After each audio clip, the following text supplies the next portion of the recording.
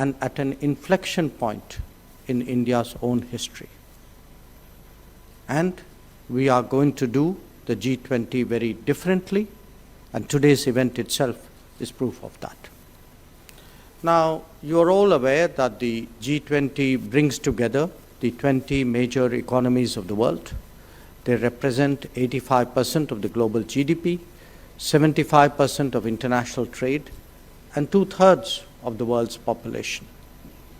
In addition, participants in the group include the major international organizations like the UN, the WTO, WHO, the World Bank, IMF, ILO, ASEAN, the African Union, the International Solar Alliance, CDRI, etc. As the host, it is also India's prerogative to invite guest nations, and we have exercised that right in respect of the UAE, Bangladesh, Mauritius, Egypt, Nigeria, Oman, Singapore, the Netherlands, and Spain. So as you can see, this is actually a gathering of extraordinary importance, and one that in many ways is unparalleled in our history. But it is not just the collective weight of the participants that you should take note of. The very process of holding the G20 itself is uniquely impactful. There will, of course, be the G20 summit in September 2023 in New Delhi. But in addition, there are almost 200 meetings at various other levels, from ministers and officials to domain experts, civil society, and of course the youth. Given its significance, we would like G20 not to be a Delhi-centric set of events, but one that is hosted, indeed one that is celebrated across the width and breadth of our country. By doing so, the world will get to know better the fullness of India's extraordinary diversity and rich heritage. Similarly, our own citizens will develop a sharper appreciation of the world, its challenges, and its opportunities. So we must all approach the G20 and its delegates in the true spirit of Atithi Deva Bhava, and understand that as a result of the G20, it will, in a sense, make the world more India-ready and make India more world-ready. Now, our G20 presidency is taking place at a very critical moment in international affairs. Over the last 3 years, we have seen the economic and social devastation caused by the COVID pandemic, quite apart from its human toll. It has aggravated the financial situation of developing countries, undermined the pursuit of sustainable development goals, and created a health divide between the developed and the developing. To this was added the knock-on effects of the Ukraine conflict, especially the difficulties in the availability and the affordability of fuel, of food, of fertilizers. And there were then the longer-term trends like extreme climate, whose events are now unfolding with greater frequency and more impact.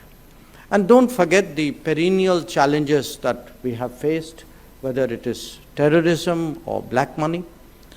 And the G20 is in fact the premier grouping which is devoted to addressing the financial, economic, and development challenges of the world. And in these difficult times, it is therefore particularly important that world leaders focus on the right issues, issues that especially affect the more vulnerable sections of the world. Now, the attention obviously needs to be given not just to the problems, but equally, perhaps even more so, to finding viable solutions for them. In this regard, India's example is of increasing relevance to the rest of the world. Whether it is our last mile delivery done using digital platforms, a way of responding to the COVID and other public health challenges, or indeed the transformation in green and clean energy that we have seen in the last few years. There are very good reasons why today the world is taking a much deeper interest in us. The G20 presidency offers an opportunity to share our story with others, particularly those who may transpose some of our experiences on their performance or challenges. And it is also a time when we must become the voice of the global South that is otherwise underrepresented in such forums. Countries of Asia, Africa, and Latin America trust India to speak up for them. We have of late been in the forefront of expressing their concerns on fuel, on food, on fertilizers. And we share too the apprehension that sustainable development, climate action, and climate justice could be sidetracked due to more dominant issues. But our task will end not just with articulation. India has to take the lead in pushing for collective action, and that is exactly what we intend to do at the G20. Now, there are established mechanisms and working platforms to take forward various issues that come up in the G20 agenda. But the G20 naturally responds to the pressing issues of the day. It is also a tradition in the presidency, for the presidency, to flag concerns that are most immediate and seek support of the larger membership. Where India is concerned, some of the priorities are self-evident. Energy security and food security are two such examples. After the pandemic, there is a global expectation that more equitable solutions would be found for health challenges. And as the driver of the widely appreciated vaccine Maitri, the global South has hopes that India would take forward this cause. Our commitment to climate action and climate justice is again very well recognized. This is even more so in the context of national actions and policies on this subject in the last 8 years. Most of all, our digital prowess and its effective application on the ground, that has really caught the world's attention. While noting all these developments, let me address some specific issues that are likely to come up in the G20 context. As a civilizational state, it was imperative that India is not only conscious of its heritage and culture, but brings those perspectives to bear on contemporary issues. As we currently consider the challenges of climate action, it is natural that we reassert our innate reverence for nature and search for solutions that are not just material but also behavioral.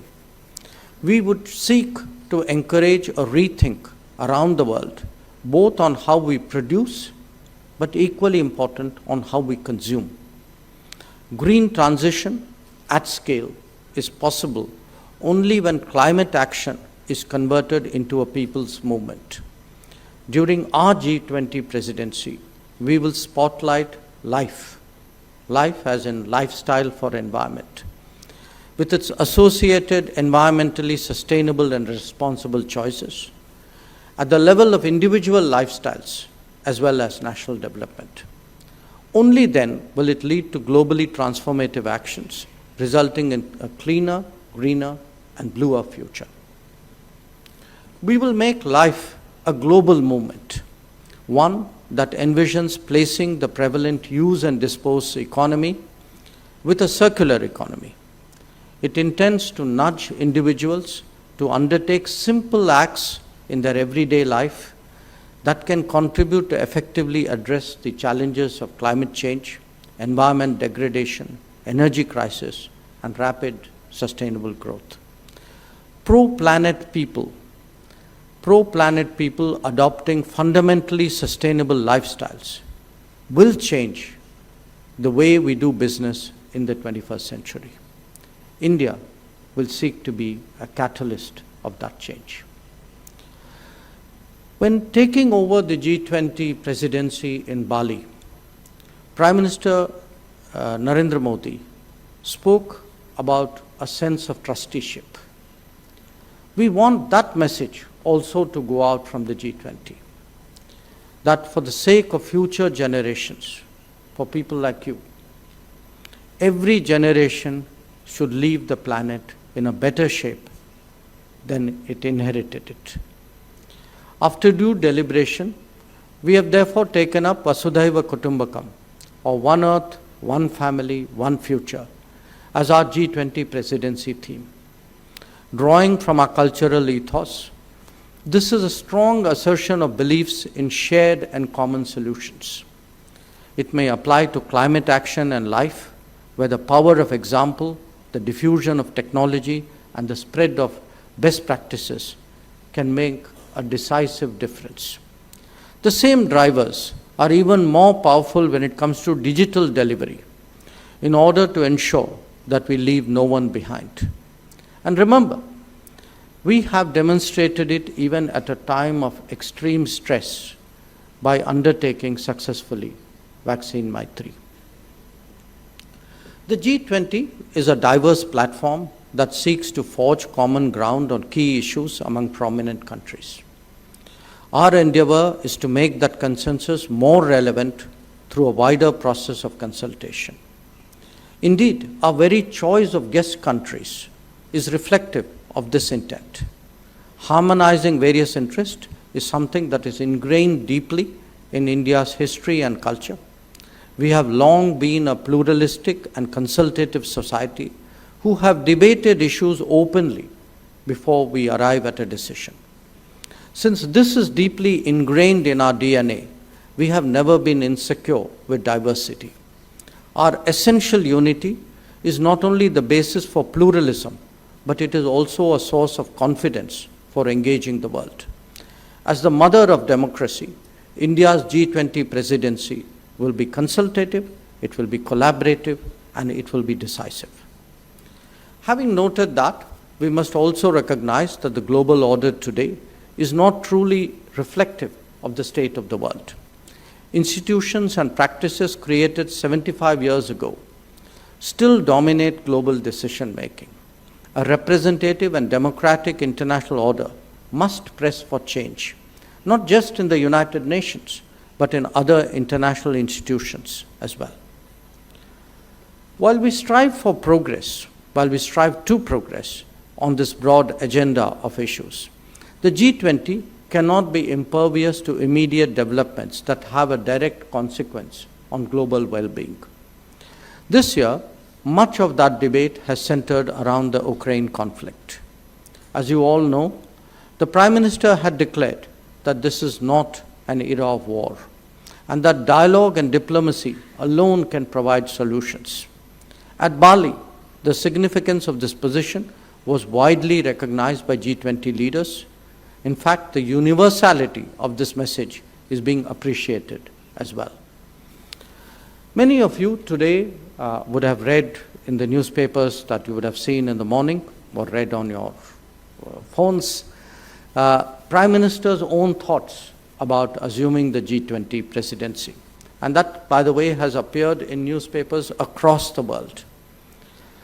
Now, we should reflect on what, to my mind, were the 8 key points that he has articulated in his speech. And those points are: 1, the greatest challenges can be solved not by fighting with each other, but by acting together.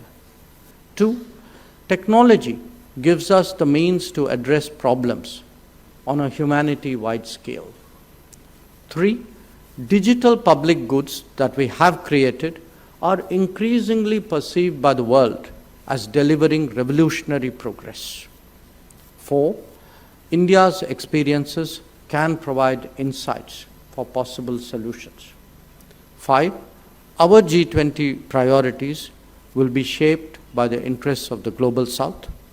6, we will encourage sustainable and environment-friendly lifestyles based on trusteeship over nature. 7, we will seek to depoliticize the global supply of food, fertilizers, and medical products. And 8, we will encourage an honest conversation an honest conversation among the most powerful countries. So, as the youth of India, it is important that you are not only aware of the G20 activities, but also of India's approach that I have just summarized. Under the Youth 20 Engagement Group of the G20, India will focus on skill development, on the future of work, access to quality health, and youth as equal partners in the development agenda. During the year, in the spirit of Jan Bhagidari, I would encourage the youth to conduct and host a wide range of practical activities like university lectures, roundtable discussions, model UN conferences in colleges on G20 agenda, and welcoming G20 delegations, including through cultural performance at various meeting venues. Remember, each one of you present physically here and virtually across, each one of you is an ambassador of India to the G20. I urge you to collectively be the radiant lotus of creative brilliance and generational optimism. Our success in the G20 will surely draw strength from all of you. So thank you again for your attention.